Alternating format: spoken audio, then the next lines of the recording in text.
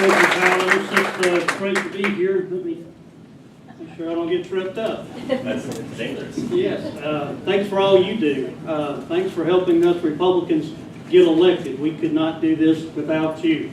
I would not be Secretary of State if it wasn't for people who come to these meetings, people who vet candidates, show up for the polls, and also lick stamps, put out signs, and help us all to be successful. So again, thank you for all that you do. It's just an honor to serve as your Secretary of State. I thought that I would tell you a little bit about myself. I told a few before we started tonight. I was born in Lancaster, South Carolina, and my mother and father are both from Lancaster, grew up in Lancaster, met and married in Lancaster, and I tell everybody I'm really glad that happened, or I wouldn't be here tonight, would I?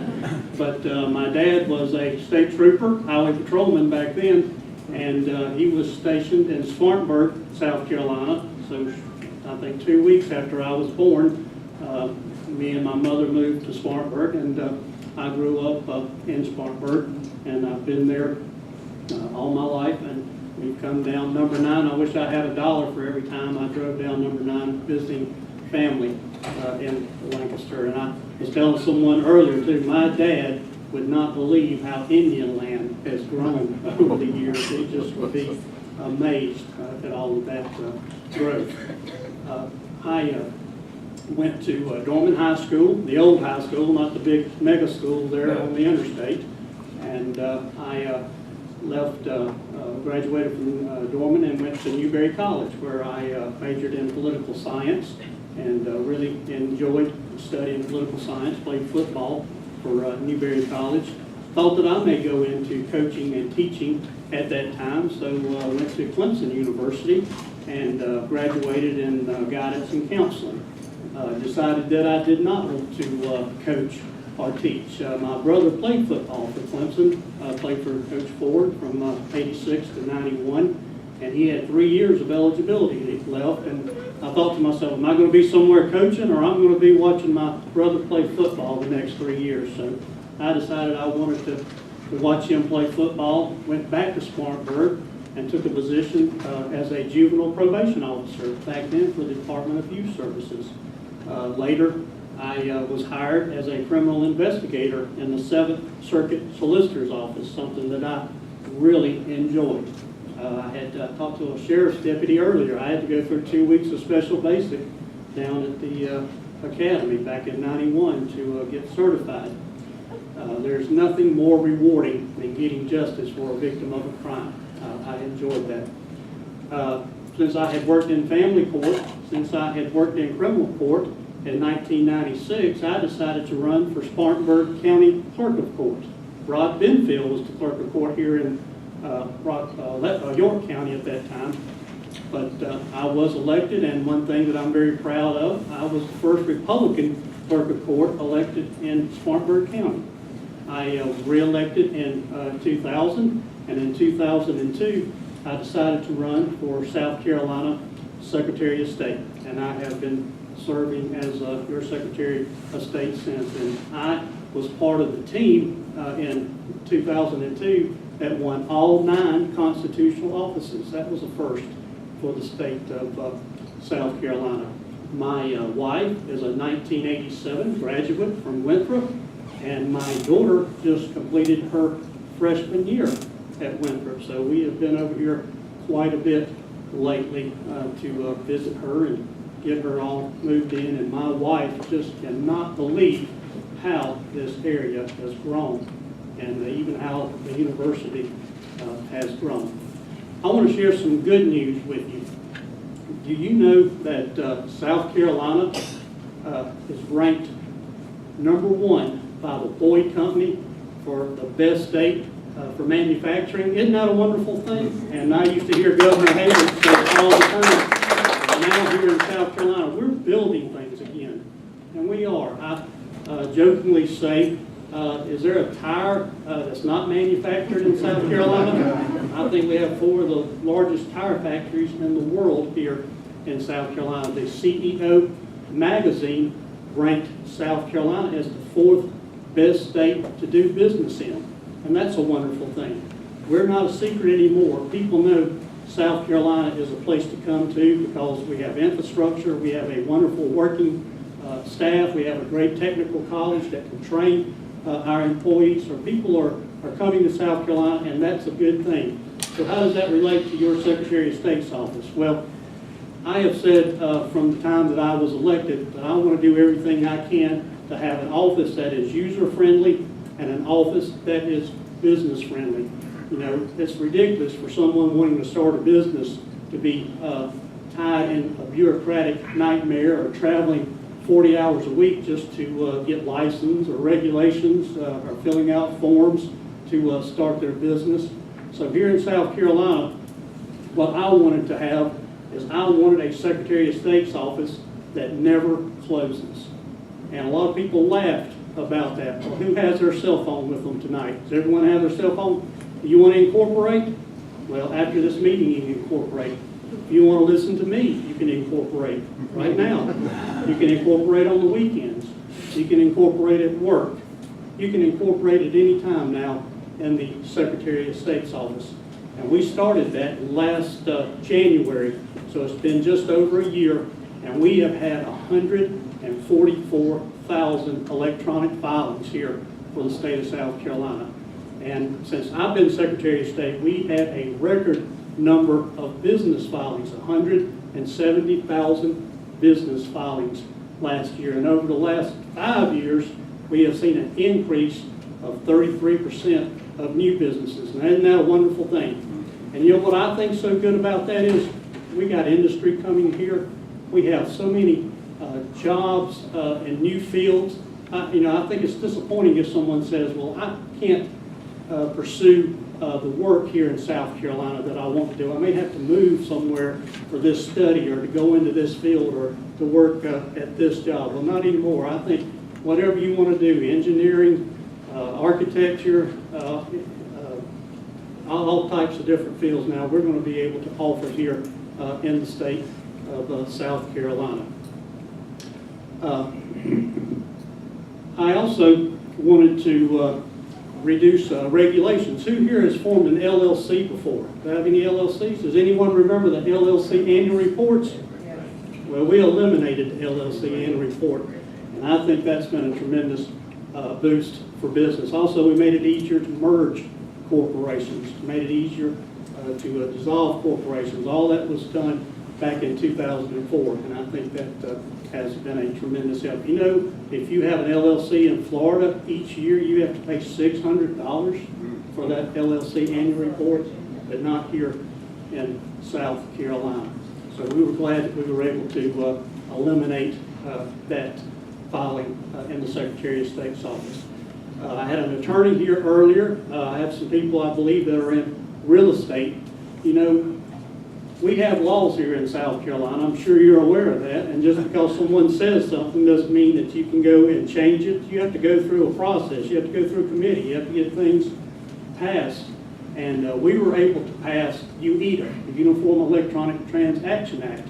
And that opened the door for the electronic filing, and something that I'm very proud of that we were able to accomplish in the Secretary of State's office. We had the probate judge here. We have anyone with Register of Deeds? I was, well, hey, how are you, Dave? I didn't see you back there. We passed UPERA, where now we have guidelines where you can electronically file Register of Deeds, a tremendous benefit for the financial community and for the real estate community, as well as our Register of Deeds. So those are two pieces of legislation that has been very beneficial for the state of South Carolina. I want a transparent office. Anyone here serve on a board or a commission? All right. Well, that has always been public information. You've always been able to get the information, who's serving, when their term expires, if there's vacancies, but I wanted it to be up to the day. I want it to be more current, and I want it to be more accessible. So now you can go to the website, which is sos.sc.gov, and you can type in a board or a commission, and you can see who is currently serving. You can see if they're currently serving in an expired term. You can see if there's a vacancy. You can see the statute that created that board or that commission. And why is that so important? because you might want to serve on a board or a commission. And I want to have that information accessible to you. And some of these boards are very powerful boards. You know, people didn't think a lot about these boards until Sandy Cooper. People want to know who's on the board now is Sandy Cooper, don't they? They want to know who their DOT commissioner is. Well, all that is available now on our website. Do I have any notaries? We were able to revise the notary statute. All I can tell you as a notary, don't quit your day job. You're not going to make a living at it. But I did revise the statute, and you can charge up to $5 to be a notary. But what I like is the fact that now, to be a notary, it used to be just a registered voter. To be a notary in South Carolina, you must speak and understand the English language. I think that's a good thing. Understand. Also, I think this goes back to my law enforcement background. I have also always wanted to do everything that I could to protect the charitable donors here in the state of South Carolina. I'm going to give you another statistic. You know, South Carolina ranks in the top 10 when it comes to charitable giving. Little South Carolina, isn't that a wonderful thing? That we have such a big heart. We want to help our neighbors. We care about our community. We have over 13,000 charities registered in the state of South Carolina. But as your Secretary of State, I am never going to let anyone take advantage of your generosity, and we're going to hold nonprofits accountable. And I just quickly want to mention a couple of actions we've been able to take against some nonprofit organizations. Earlier, we recognized our veterans, and I greatly appreciate your service to the country. And it really bothers me when I hear these nonprofit organizations using names similar to good veteran organizations to try to trick charitable donors. But we've been able to file injunction against two veteran organizations recently. One's called Vietnam. They were promising treatment facilities, help for veterans. Come to find out, where they're soliciting, they don't even have a treatment facility in that state. We closed down Veteran Support Organization. They claimed that they would give veterans jobs. You know what their jobs were? Their job was going out raising money for the Veteran Support Organization. That was the job. And they get to keep $2 of every $10 that they raise. We were able to enjoin them and shut them down. And just today I sent out a press release, and I am proud to say that I've been endorsed by the South Carolina Citizens of Life. But we got a complaint recently that Donor Services was calling into the state of South Carolina. They were calling on behalf of Planned Parenthood Action Fund. The person, and I encourage you to do this, and this is what my public service announcement instructs donors to do, ask how much goes to the charitable purpose. And they told the donor 100% went to the charitable purpose. We found out that that was not correct at all. 98% was going to the fundraiser, and only 2% was going to the fundraiser. But I don't want any money going to Planned Parenthood. But we were able to bring an action against them, and they paid $5,000. They signed an assurance of voluntary compliance, and if they violate that assurance of voluntary compliance, we're going to shut them down. Is my time up? We got time for some questions if anyone has any questions. Yes, sir. Ed Ignato, it's AKA the plant. Talk about leaving the Secretary's office open non-stop. How do you oversee that and keep it efficient when you're only showing up 2 or 3 times a week yourself? Yes, well, that's not the case. I just mentioned all of the accomplishments of the office, all the bills that we have had passed, all the legislation, and I can assure you that I'm in the office more than just 2 days a week that people want to say, and it is a big state. And if I'm not in the office, I may be at a function like this, speaking to the voters that elected me, or I might be at a conference. I do get invited to go out and to speak to service clubs. So I am out of the office sometimes, and I think that's part of my responsibility as Secretary of State also. The second part to that, how many bills want unstamped or sealed? I can't tell you for an exact number, but I can tell you that we have an opinion from the Attorney General that clearly states that all these bills are law, And any legislation is law until overturned by a court. Nothing has been overturned by any court. And also, it doesn't seem very sensible to me to say that because the stamp, which the Constitution doesn't say that the Secretary of State affixes the stamp, that's not in the Constitution. But then on the other hand, you would make the Secretary of State the most powerful person in the state of South Carolina. I would have veto power if it was just because the stamp was not affixed to the ratified act. And also, it's interpreted that when I place my file date and my name on the ratified act, that is also treated as a stamp and certifies that as a ratified act.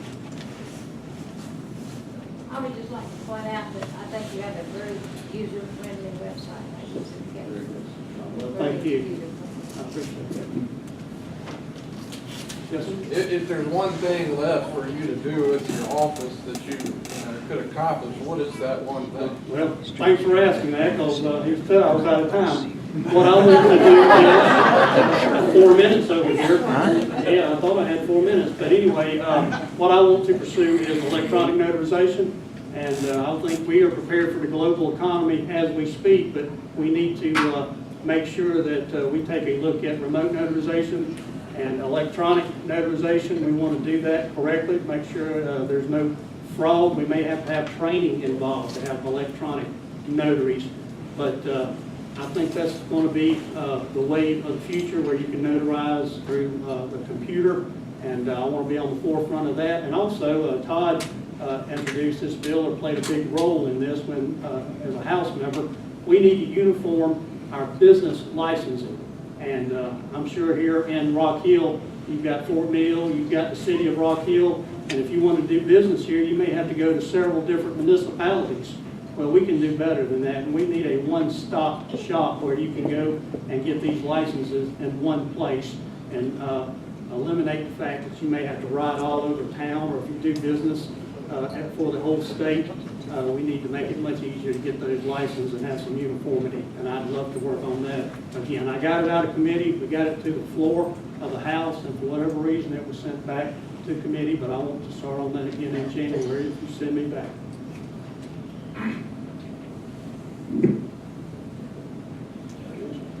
Well, I'll end with this then. I brought some bumper stickers, and I'd be honored if you would take one of these bumper stickers, and I paid extra for these bumper stickers. They cost a little bit more than a regular bumper sticker, because after the election, they're guaranteed to fall off your car. Please take one with you. Thanks for all you do. Thanks for having me.